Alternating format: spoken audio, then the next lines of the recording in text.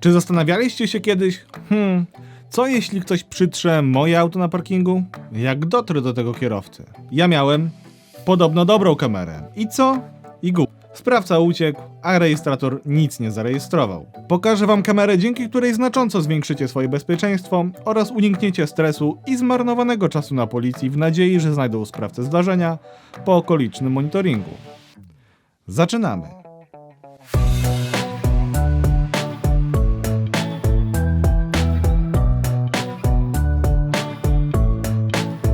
Po ostatnich przykrych wydarzeniach, które mnie spotkały, postanowiłem zmienić swój rejestrator. Szukałem, czytałem i kupiłem Vantru N4 Pro. Dopytując firmę Vantru o kilka szczegółów w sprawie tej kamery, dowiedzieli się, że będę ją testował i powiedzieli: o, spoko, mamy zatem kod dla twoich widzów. Z kodem Mr. Reko otrzymacie 10% zniżki na wszystkie produkty, czyli na rejestratory oraz akcesoria od firmy Vantru w ich sklepie. Link do sklepu oraz kod zostawiam w opisie do tego filmu. Firma Vantru nie płaciła mi za ten film, nie miała na niego wpływu, ani na to, co w nim powiem. Kamera samochodowa Vantru N4 Pro albo Nexus 4 Pro, jak to woli, to model, który wybrałem po dziesiątkach przeczytanych artykułów, opinii i recenzji. Posiada 3 obiektywy, co jest super i później wyjaśnię dlaczego. Nagrywa w 4K w HDR, posiada aktywne tryby parkingowe, co dla mnie było kluczowe, jak już wiecie, oraz posiada polskie menu, co dla wielu będzie dużym plusem.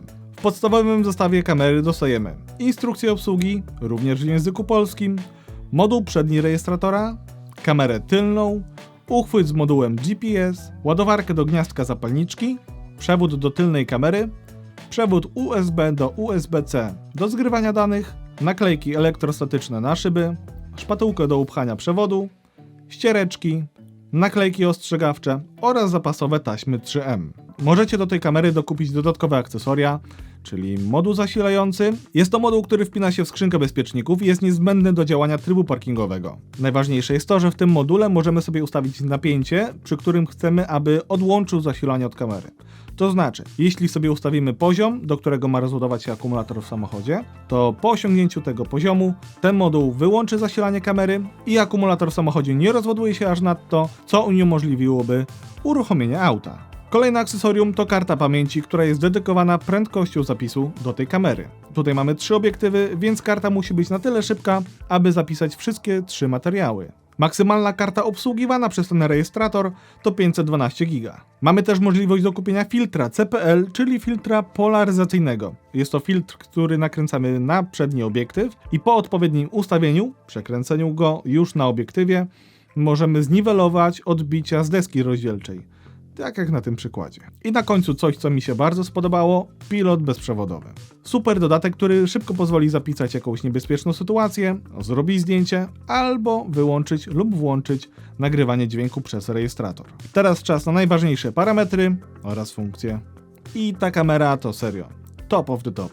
Nagrywa w 4K z przedniej kamery oraz Full HD z wnętrza oraz tyłu pojazdu. I to wszystko w 30 klatkach. Każdy obiektyw może nagrywać w HDR, czyli High Dynamic Range, a to oznacza, że w dzień przy mocnym słońcu nie będziemy mieli przepalonego nieba, a w nocy rejestracje nie będą białe od świateł innych aut, a będą ładnie doświetlone i nagrane. Samo nagrywanie rejestratora jest sygnalizowane poprzez zieloną diodę, która podczas nagrywania miga, ale spokojnie, nie denerwuje tak bardzo.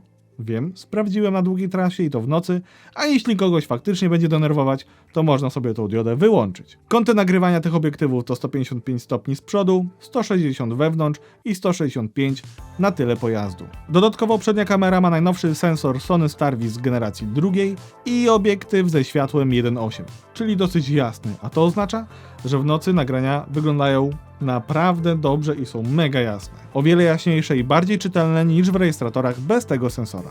Kamerą możemy sterować na kilka sposobów. Pierwszy to klasycznie poprzez przyciski. Wszystkie informacje mamy wtedy wyświetlane na ekranie, sporym ekranie, ale spokojnie można ustawić automatyczne wyłączenie, na przykład po 30 sekundach, aby nie raziło nas w nocy. Drugi to sterowanie głosowe. Jest 12 komend takich jak zapisanie wideo, zrobienie zdjęcia, włączenie, wyłączenie ekranu, włączenie, wyłączenie Wi-Fi itd. Są one po angielsku co prawda, nie mamy komend po polsku, ale rejestrator dobrze rozpoznaje mowę, nawet z mocnym polskim akcentem. Lock the video. Turn off screen. Turn on screen. Turn off Wi-Fi. No i trzeci sposób, czyli przez aplikację w telefonie. I moim zdaniem jest to najlepszy i najwygodniejszy sposób zarządzania tym rejestratorem. Rejestrator może łączyć się po częstotliwości 2,4 GHz lub 5 GHz, dzięki czemu połączenie jest o wiele lepsze, stabilniejsze, no i szybsze, jeśli chcemy przesłać sobie kilka materiałów na telefon. W aplikacji oprócz wygodnej zmiany wszystkich ustawień możemy też w łatwy sposób zaktualizować kamerę oraz sprawdzić nagrania i statystyki przebiegu. Aplikacja, zresztą jak widać, jest intuicyjna, bardzo czytelna, no i co najważniejsze, po polsku.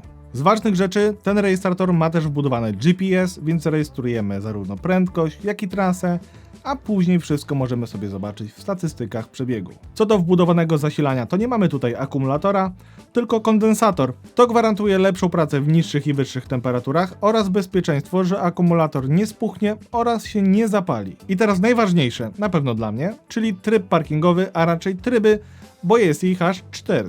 Wykrywanie kolizji, wykrywanie ruchu, tryb low bitrate oraz tryb poklatkowy. Tryb wykrywania kolizji, jak sama nazwa mówi, uruchamia się po wykryciu kolizji przez rejestrator i mamy tutaj 5 trybów czułości, z których możemy wybierać. Już wiem z doświadczenia, że tego trybu lepiej unikać, bo nie zadziała on zawsze, zwłaszcza przy lekkiej przycierce.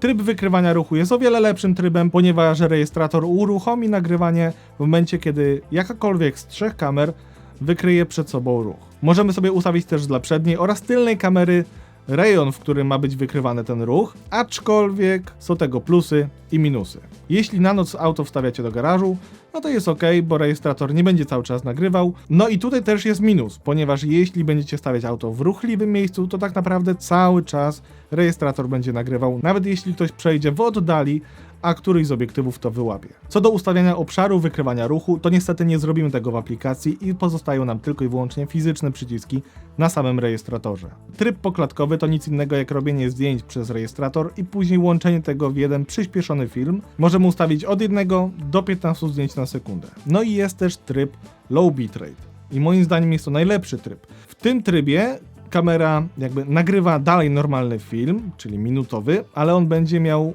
15 klatek, a nie 30, więc będzie troszkę taki lekko przycinający się, natomiast rejestruje wszystko, co potrzebujemy, czyli obraz oraz też dźwięk. Najważniejsze jest to, że czas, który jest zapisywany podczas nagrań, jest niezaburzony, więc w razie ewentualnej kolizji możemy dokładnie wskazać, o której godzinie miało miejsce zdarzenie. Przy trybach parkingowych muszę wspomnieć, że tutaj ogromnym plusem jest kamera wewnętrzna.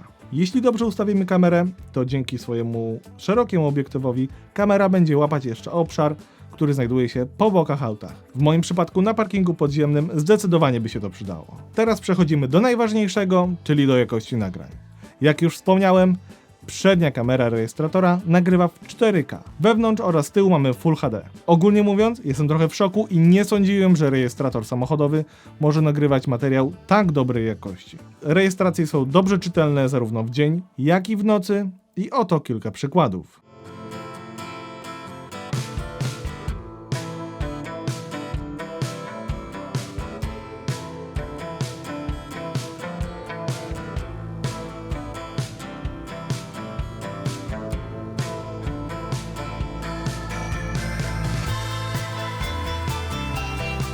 Kamera tylna również nagrywa bardzo dobrze i w trybie parkingowym zdecydowanie się przyda. Kamera wewnętrzna jest czytelna w dzień jak i w nocy, a to za sprawą 4 diod podczerwonych, które włączają się automatycznie, gdy jest ciemno.